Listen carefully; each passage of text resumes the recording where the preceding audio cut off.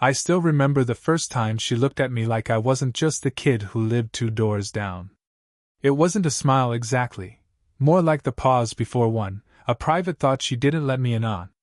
But it stayed with me. It burned its shape into my chest in a way I couldn't explain. She was older, of course. Old enough that everyone else would have called it ridiculous. But that night, the lines blurred. Her kitchen light was dim, golden in a way that made everything slower. I'd only meant to drop something off, a book I'd borrowed, nothing important. My hands were still damp from the rain outside, and I almost turned back before knocking. But I didn't. The door opened, and there she was, barefoot, hair loose, a wine glass on the counter behind her. "You're drenched," she said, her voice soft but carrying that quick laugh under it. "Get in before you ruin your lungs." I wanted to tell her I didn't care about my lungs. That I was already ruined the moment she said my name the way she did. Instead, I stepped inside, careful not to drip too much on her floor. She handed me a towel, and when our fingers brushed, I swear the room went still. She didn't flinch. She just looked at me, too long, longer than necessary. "You shouldn't have come out in this weather," she said, shaking her head. But her tone wasn't scolding. It was slower. Almost like she was buying time.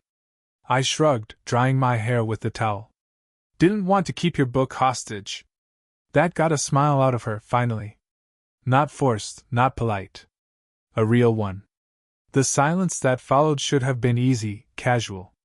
But I felt every tick of her clock on the wall, every drip from my jacket onto the tile. She leaned against the counter, arms folded, watching me with that unreadable calm.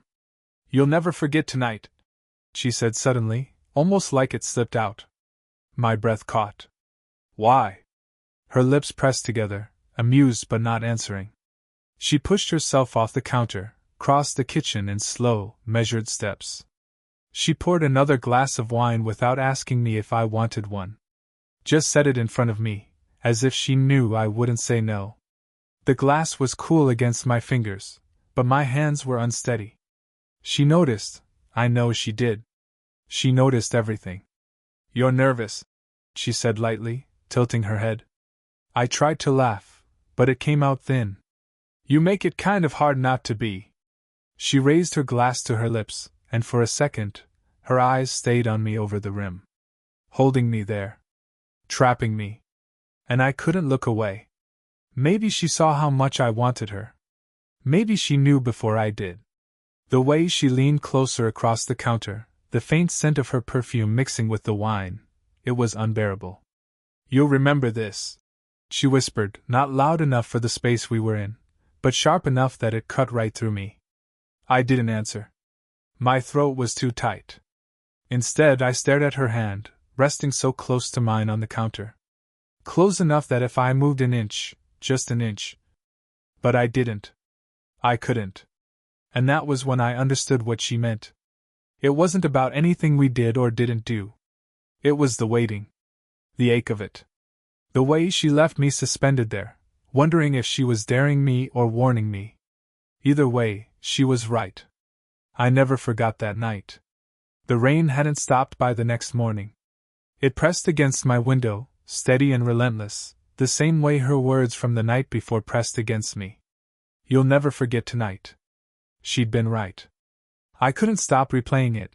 The kitchen light, her hand so close to mine, the silence that felt louder than any confession. When I finally stepped outside, she was already there. On her porch, coffee mug in hand, hair pinned back carelessly like she hadn't bothered with mirrors that morning. She spotted me instantly. "You survived the storm," she called out, voice teasing but eyes quieter. I managed a smile, too quick. "Barely." She lifted her mug, took a sip, then gestured toward the steps. "Come sit a minute. I won't keep you." I shouldn't have. I told myself that while climbing the stairs, every step too heavy, too deliberate. But I sat anyway, damp hoodie clinging to me. We didn't speak for a while. The rain filled the space instead, a steady curtain between us and the rest of the world. "You're up early," I said because I needed words, any words, to keep from staring at the slope of her collarbone, bare where the sweater slipped. Habit, she said simply. When you've lived alone long enough, mornings become endless. That caught me off guard. She rarely admitted things that direct. I glanced at her, but she didn't look back. Her eyes stayed on the street, on the rain. I thought about asking more, but she saved me the trouble. I was married once, she added, as if mentioning a cancelled appointment. A long time ago. Didn't last. I didn't know what to say. My chest tightened with something, sympathy, maybe, or the weight of how much of her life existed before I even showed up in it. She glanced at me then, just once, and I caught the shadow in her smile. You're young. That's good. You still think it's all ahead of you. I don't feel that young, I said quietly, surprising even myself. Her eyes softened at that, like she saw something in me she hadn't expected. Something familiar. I looked away, embarrassed. My own history wasn't much, college girls I barely remember, fumbling nights that left me emptier than when I started. I'd never told anyone that, but with her sitting there, it almost slipped out. Instead, I picked at the fraying cuff of my sleeve, pretending indifference. You'll learn, she murmured, and the way her voice dropped made me wonder if she meant about love, or about the ache of losing it. The rain slowed, and for a moment the silence between us deepened. She shifted slightly, close enough that her shoulder brushed mine, just once, light, deliberate enough to feel like an accident that wasn't. I froze. The warmth of that small touch spread through me, making my pulse stumble. She didn't move right away. Just sat there, sipping her coffee, while her shoulder remained against mine, soft pressure that said more than words could. Finally she stood, breaking the spell. You should come in, she said. It's still cold. I followed without question. Inside, the air was warmer, scented faintly with coffee and something floral I couldn't name. She moved around the kitchen, her presence filling the space in ways that made me restless. She reached past me at one point, close enough that her sleeve brushed against my hand. Her breath ghosted over my ear when she leaned to grab a jar from the shelf. Too close. Too intentional. I gripped the edge of the counter, holding myself still. You never said, she began, not turning to look at me, why you were out last night in the first place. In the rain. I told you, I said. Your book. She glanced over her shoulder, the faintest trace of a smile. You expect me to believe that's all? I didn't answer. Couldn't. Her gaze lingered on me a second longer before she shook her head, as though she'd said too much. She set her mug down, fingers tapping once against the ceramic, nervous maybe, though she masked it well. The moment stretched thin, fragile. And then, her hand. She reached out and rested it on my shoulder. Not long, not firm. Just a touch. Warm. Steady. Enough to make my breath falter. Either of us spoke. Her hand slipped away after a heartbeat, but the echo of it stayed. That was how the morning ended, with a touch neither of us acknowledged, but both of us carried. And it was stronger than any words we could have said. It happened 3 nights later. I told myself I was only dropping by to return the coffee mug she'd lent me. A flimsy excuse. She knew it, too. Could have left it at my door, she said, opening for me anyway. I know, I muttered, stepping inside. Her living room was dim, lit only by a lamp near the couch. Shadows stretched across the walls, soft and secret. She wore an old sweater, sleeves pushed up, hair falling loose around her face. Not dressed for company. Not expecting me. I set the mug down on her table, too carefully, like I needed to prove I had a reason to be there. Thanks, she said. But her voice was distracted, not quite steady. We both stood there, the silence growing heavier than the air itself. Finally, she sat on the couch, pulling her knees up slightly. You always look like you're about to say something and then change your mind. I blinked, caught off guard. Maybe I don't know what I'm supposed to say. Her lips curved, half smile, half warning. Careful. That sounds dangerous. My chest tightened. The air between us thickened. She leaned back, but her eyes stayed fixed on me. And when I sat down too close, I felt her inhale. Not loud, but enough. I could feel the warmth of her leg near mine. Her hand resting on the cushion between us, close enough to graze if I moved an inch. The clock ticked in the corner, every second louder than the last. And then, her phone buzzed. She flinched, the spell broken. The screen lit up with a name I didn't recognize. She flipped it face down, quick, too quick, as though even I shouldn't see. "Friend?" I asked before I could stop myself. She glanced at me sharply. "It doesn't matter." Her tone was final, but the moment left something raw in the room. Something I couldn't ignore. "You're scared someone will know," I said quietly. She exhaled, not denying it. Just pressing her fingertips to her temple for a moment, as if holding back the weight of all the reasons she shouldn't be here with me. And yet she didn't tell me to leave. Instead, she turned slowly, eyes searching mine. "Do you know what they'd say?" she whispered. "About you. About me." I swallowed. "I don't care." Her breath caught, the smallest sound, but it vibrated through me like thunder. She leaned in then, not all the way, just enough that I felt her breath against my cheek, warm and trembling. My heart pounded so loud I was sure she could hear it. Her hand shifted, brushing my fingers, hesitant, testing. My grip tightened instinctively, holding hers before I could think. And just as her lips almost touched mine, a knock at the door. Sharp. Sudden. We froze. She pulled back, eyes wide. My hand slipped from hers like it burned. She stood too fast, straightening her sweater, pushing hair from her face as though wiping me off of it. I stayed on the couch, breath locked in my throat, pulse hammering. Another knock. A voice. "You home?" A neighbor. Familiar. Too close. She forced a casual tone. "Just a minute." Then, lower to me. "Stay." She opened the door only a crack, enough to talk through it. Her voice was light, practiced. I couldn't hear the words, just the laughter that didn't sound real. When she shut the door again, her back pressed against it, eyes closed. She stayed there, breathing hard. Finally, she looked at me. The silence between us wasn't empty. It was electric, dangerous. Either of us spoke. She crossed the room slowly, deliberately, until she stood right in front of me. Her hand lifted, almost touching my face, but stopped inches away. The closeness was unbearable. "Don't," she whispered. But her body stayed there, closer than ever. I couldn't move. Neither could she. And in that moment, resisting her felt impossible. The night she broke was quieter than the others. No rain this time, no storm to hide behind. Just stillness, and her, standing at the window with her arms folded tight, like she was holding herself together. I shouldn't have been there. It was late, too late. But when I knocked, she didn't send me away.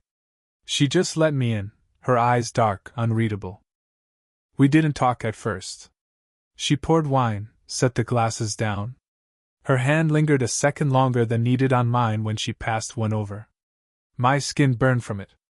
"You shouldn't keep coming here," she murmured finally. I tried to laugh, but it caught in my throat. "Then why do you keep opening the door?" Her gaze snapped to mine. For once, she didn't have a quick answer. Her silence said more than words. I moved closer. I didn't mean to, but I did. Close enough to catch the faint trace of her perfume, something floral, warm, that clung to her sweater. "You don't understand," she whispered, but her voice shook. It can't." "Then tell me to go," I said low, almost staring her. She turned back to the window instead, hand lifting to tuck her hair behind her ear, though it didn't need tucking. Nervous. Hesitant. I reached before I could stop myself, brushing a loose strand from her cheek. My fingers grazed her skin. Soft. Warm. She froze. Didn't pull away.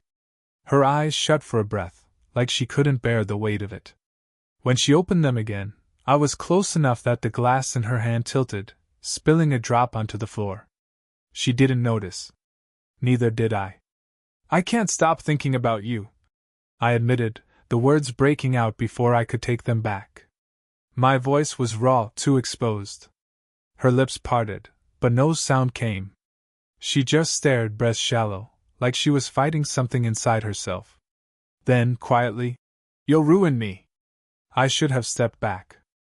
I should have laughed it off, given her the out she needed. Instead, I leaned in, my hand finding her waist. Her body trembled against mine, not pulling away, not surrendering either. "Say the word," I whispered near her ear. My lips brushed the edge of her hair. "I'll stop." Her hand pressed against my chest. Not pushing, not pulling, just resting there, fingers curling into the fabric like she needed the contact. The room was too quiet. The only sound was her breath, uneven, catching every time I shifted closer. Finally, she whispered, "Do you know how many nights I've stood here, telling myself not to let this happen?" The confession cut through me. I lowered my forehead to hers, the softest contact, but enough to send my pulse racing. "Then stop telling yourself," I said. Her laugh came out broken, almost a sob. She gripped my shirt tighter. Our lips hovered, a breath apart. The air between us thick, unbearable. I could feel the warmth of her mouth, the tiny tremor when she exhaled. And just as I leaned that last inch, her phone buzzed again on the counter. Sharp. Violent. She jerked back, eyes wide. Her hand slipped from mine like she'd been burned. But the damage was done. We'd crossed into something that couldn't be undone. She looked at me, chest rising and falling too fast. "If we do this," she said, voice low, trembling, "there's no turning back." The words hung there, unfinished. Her lips still so close I could taste the question in the air. And I didn't know if either of us wanted to turn back at all. The kiss still hadn't happened, but it clung to us like smoke, visible, choking, impossible to clear. Every glance was too long, every word too quiet. The air was never casual anymore. I told myself I wouldn't go back that week. I lasted 2 days. When I knocked, she opened slowly, eyes already tired. "You shouldn't be here." I almost turned away. Almost. But then she stepped aside, letting me in. Her house smelled faintly of vanilla and rain-soaked wood, familiar now, dangerous in its comfort. She stayed near the door as I set my bag down, arms folded, gaze heavy. "You're making this harder than it needs to be," she said. "Am I the only one making it hard?" The words came out sharper than I meant. Her jaw tightened. "You think you know me, but you don't." I stepped closer, reckless. "Then tell me." Her silence was long, heavy. Finally she said, "It's not just the age. It's not just what people would think. It's—" She stopped, eyes flicking away. "What?" I pressed. Her hand lifted, hovering in the air like she wanted to reach for me, but it curled into a fist instead. "Your mother." The name landed like a slap. I blinked. "What about her?" She finally looked at me, guilt sharp in her expression. "We were friends. Years ago. Before she moved away. Before you were even, God, you were a teenager. I was at your house for dinners, birthdays. I held you when you were still small enough to sit on my lap." The room shifted under me. My pulse crashed. I remembered, faintly, the blur of her laughter in my childhood home. A sweater draped over a chair. A woman who left before I grew old enough to notice her differently. "You should have told me," I said, my voice low. "I tried," she whispered. "I tried a dozen times, but then you looked at me like this. And I couldn't." The silence that followed was unbearable. My throat was dry, my hands shaking at my sides. She pressed her back against the wall as if to keep distance, but her body trembled, betraying her words. "That makes it worse," I said finally. She closed her eyes as if bracing. "I know." But the way her chest rose and fell too quickly, the way her fingers twisted in her sleeve, it wasn't distance she wanted. It was survival. I stepped closer, enough that her breath brushed my skin. "Does that change what's happening now?" I asked, my voice rough. Her eyes snapped open, meeting mine. Wide. Unsteady. I wish it did, she breathed. The confession was a breaking point. Her body shifted before her mind could stop it, her hand brushing against my arm, hesitant but desperate. The heat of it lit me on fire. I leaned forward, forehead nearly against hers, the thin air between us trembling. And then, footsteps outside. Voices. A door shutting next door. We froze, both of us listening. Her hand dropped from my arm, but too late. The ghost of it remained, the mark of what we couldn't undo. They'll see you leaving, she whispered, panic under her words. I shook my head. I don't care. You should. She stepped past me, brushing so close her sweater grazed my hand. It was accidental, maybe. Or maybe not. My fingers twitched, aching to hold on. She turned, standing in the doorway, arms braced against the frame. Her body blocked me from leaving as much as from staying.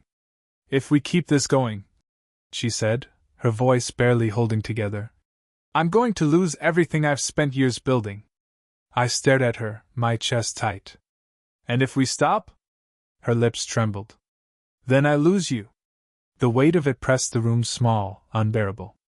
She was trembling, though she stood so straight, trying to mask it. My hands curled at my sides, wanting her, fearing her, both at once. We stood like that, two bodies too close to be innocent, too far to be safe.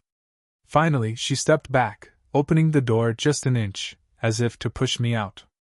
But her eyes locked on mine, refusing the lie of it. Decide, she whispered. Now. And for the first time, I realized she wasn't just warning me. She was begging me to cross the line. The door was still half open, rain-heavy air spilling into the room. She stood there, one hand braced on the frame, the other clenched at her side like she didn't trust it. Decide, she said again, softer this time, her voice nearly breaking. I didn't move at first. My heart thudded so hard it shook through my ribs. If I walked out, maybe it would all fade. Maybe I could pretend none of this happened. But the way she looked at me, tired, guilty, desperate, it wasn't something I could leave behind. I stepped forward. Slowly. Her breath caught. Her body stiffened, but she didn't move away. The door swung shut behind me with a soft click, and suddenly it was just us again. You shouldn't, she whispered. I already did. My voice came out rough, uneven. I raised my hand, brushing a strand of hair from her face. My fingers grazed her cheek, and her eyes fluttered closed, just for a second. When she opened them again, they were wet, shimmering in the low light. You don't know what this will cost, she said, her lips trembling, the words almost lost in the space between us. I leaned closer, my forehead nearly against hers. I don't care. Her laugh cracked, half a sob. She pressed her hand against my chest as if to hold me back, but her fingers curled into my shirt, pulling instead of pushing. You're ruining me, she breathed. Then let me. The silence after that was unbearable. Every inch of her body was a magnet pulling me closer, every breath she took sinking with mine. Finally, she gave in. She leaned into me, her temple resting against my jaw, her breath hot against my skin. My arms closed around her before I even thought. She didn't resist. She sagged into me like she'd been holding herself upright for years and had finally given in. We stood there, clinging to each other, either brave enough to close the last space between our lips. The clock ticked, steady, indifferent. I've wanted this, she whispered, so quiet I almost thought I imagined it. My throat tightened. Say it again. Her fingers slid up, trembling, to the back of my neck. She pulled me down until our lips hovered, just a hair apart. Her eyes searched mine, frantic, as if she needed my permission as much as I needed hers. This will change everything, she said. I nodded. Good. And then, finally, her lips touched mine. It wasn't neat. It wasn't careful. It was clumsy with fear and relief, raw with all the nights we'd stopped short. Her hands gripped me too tightly. Mine shook as I held her face. When she pulled back, just an inch, her breath came ragged. We can't take it back. I don't want to. her forehead pressed to mine, her lips brushing against mine again like she couldn't help it. And then she laughed, broken and disbelieving, like she couldn't believe she'd let this happen. But she didn't let go. For the first time, we stopped pretending. The risk was still there, heavy and real, but it no longer stood between us. She saw me. I saw her. And there was no turning back. The kiss should have shattered everything. Instead, it felt like the first time the ground had stopped shifting beneath us. We didn't rush. We just stayed close, breathing the same air, her fingers still tangled in my shirt as though letting go might undo it all. The silence wasn't heavy anymore, it was steady, safe. Finally, she pulled back, her hand brushing my cheek as if memorizing it. "You're too young for this," she whispered, though her voice didn't sound convinced anymore. I caught her hand, held it against my face. "I'm old enough to know I don't want to walk away." Her eyes closed, a long exhale leaving her chest. She leaned into me then, her forehead against mine, her body softening as though she finally dropped the weight she'd been carrying. "You scare me," she admitted. "I scare myself," I answered. That earned a small laugh, quiet and almost shy. She sank down onto the couch, pulling me with her, until we sat close, knees brushing, hands still tangled. "I kept telling myself it was just attention you wanted. A phase. Something you'd regret." Her thumb traced the back of my hand, slow, thoughtful.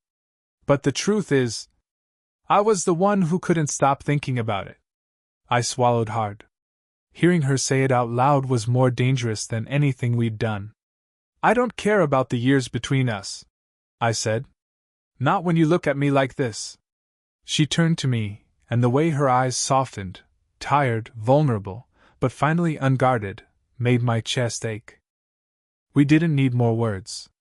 Her head rested against my shoulder, her hair brushing my jaw. I wrapped an arm around her, holding her there, not to claim her but to keep her steady. She fit against me like she'd been meant to all along, like the years didn't matter anymore.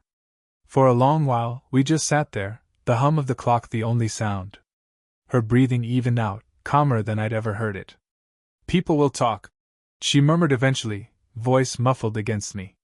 "Let them," I said. Her lips curved into a faint smile against my neck. "You don't know how cruel they can be." I kissed the top of her head, slow and certain.